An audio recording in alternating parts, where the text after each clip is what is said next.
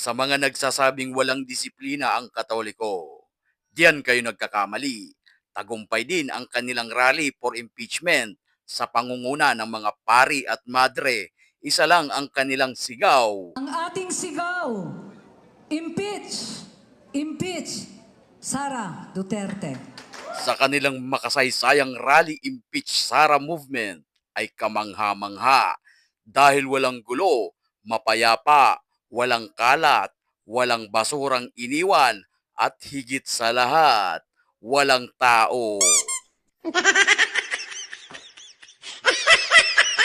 Kaya ganyan lang sila karami dahil sila raw ang majority ng mga Pilipino, sabi nung isang ex-convict na hindi pa sumisikat ay laos na. Walang halong pamumulitika ang kanilang rally dahil gusto lang naman nilang pabagsakin ang isang tao dahil sa kanilang haka-haka, prinsipyo at opinyon.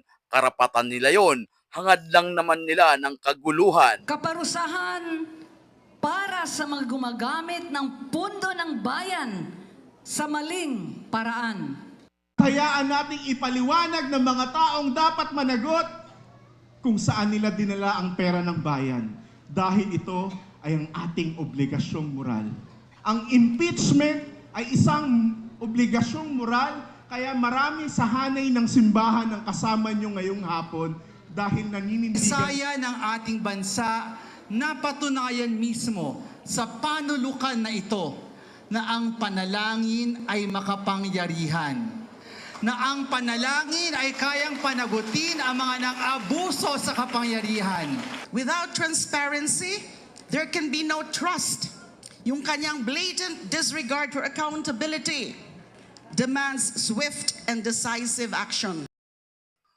Kung nagustuhan mo ang video na ito ay mag-comment, mag-share at mag-like. At kung hindi naman kalabisan sa'yo, baka pwedeng pakipollow o subscribe na din. Dadula in Action TV here. And as always, thank you so much for watching. Peace out.